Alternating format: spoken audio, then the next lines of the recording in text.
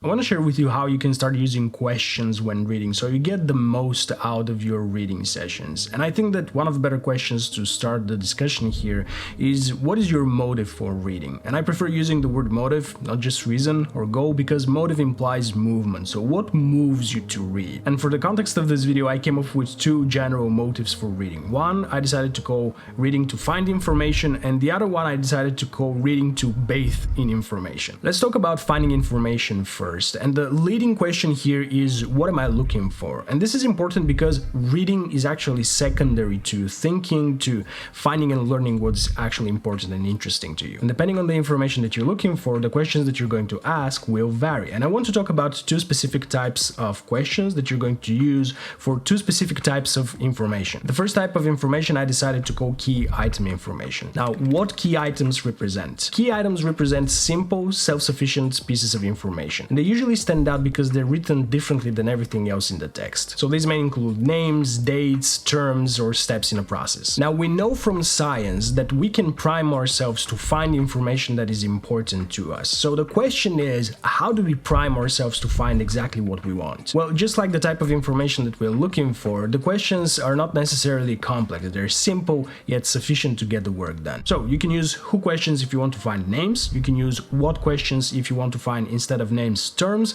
but also events, where questions whenever we're talking about where something is. And this doesn't apply only about geography, but also about anatomy or engineering when we're talking about parts, or for example, an element whenever we're looking for it on the periodic table. When questions we use whenever we talk about when something happened, and this can be in a historical context, but also in the context of a process or a sequence. For example, when do you put the potatoes whenever making a soup? And then of course you can combine these key questions to find more details related to the key items, but you're still on that key level of knowledge. Now, the other type of information is whenever you're looking for meaning, and this is related to the depth of your comprehension of things. So the leading question is, again, what am I looking for? But the leading answer this time is, I'm looking for something to help me understand things better. Naturally, the next question is, well, what are the things that can help me understand things better? And the answers are definitions, explanations, and examples. Now, here's how you make use of those things. First, whenever you find a definition or an explanation of something,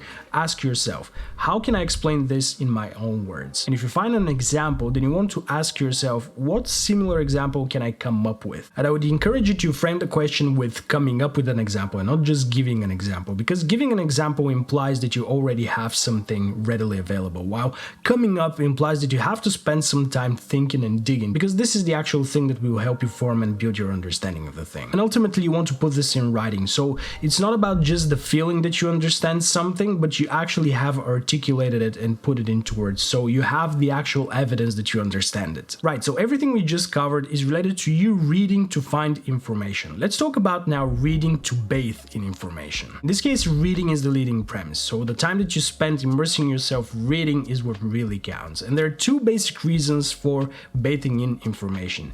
One is for pleasure, and the other one is to embody something. Let's talk about reading for pleasure first. I think that just like having a bath can be a little gift that you make to yourself, reading for pleasure is the same type of bathing but in information. And I think that's taking a moment to acknowledge that as a token of self-appreciation, that you're reading right now for the pleasure of it.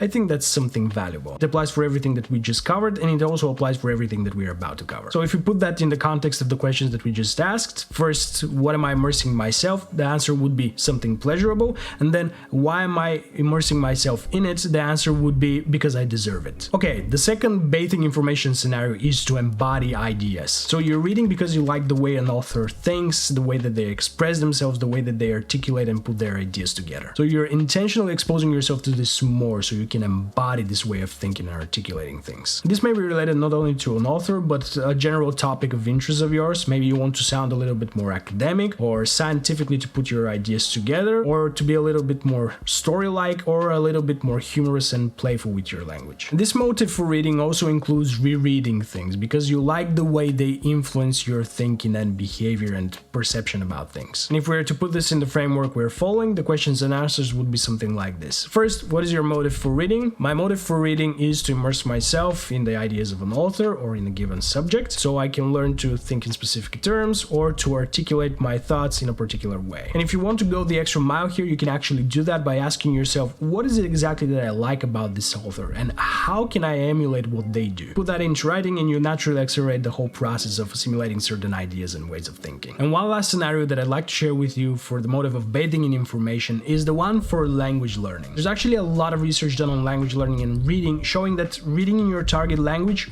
will increase your language acquisition a lot. And one of the best ways to do that is by reading extensively, meaning non-stop for an extended period of time. Extensive reading can enhance everything else that we talked about up until this point. So here's how you can start. You can pick one of two things, reading 20 to 30 minutes or 15 to 20 pages each and every day. That's cited as the minimum for extensive reading. See which one fits you better, start there. And these are some suggestions on how to use questions while reading to find the information that you need or to bathe into the information so you enjoy the experience thoroughly. And that is all I have for you for this one. Thank you for watching, keep it bright, and I'll see you in the next one.